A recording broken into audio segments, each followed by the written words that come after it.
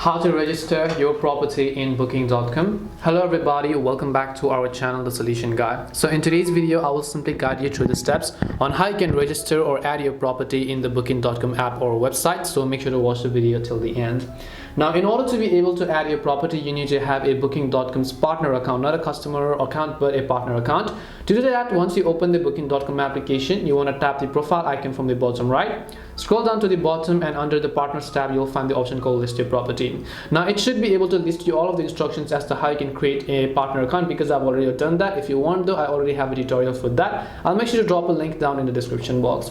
Once you've created your partner account, you'll find this type of interface that says you to list your property. So all you just need to do is click on the list your property option. Now it depends upon what kind of property that you have. So you can see in my case it says continue registration, so I'm just going to click on the continue button. Then once I've done that, it'll ask me to select the type of my property. Now I'm already on most of the steps. Now you might want to select whether you want to add an apartment or a homestay or even a hotel. Then after you've done that, you have to select the location of your amenities. Then after you've done that, you have to simply enter your property details. In my case, I've almost done all of those steps.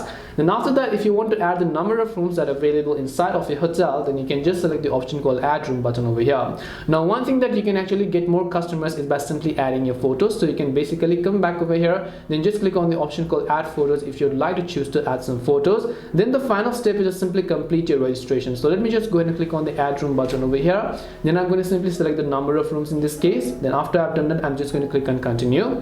Then after I've done that, again I'm just going to come back and then I'm just going to select the type of rooms that I have, then click on the continue button again.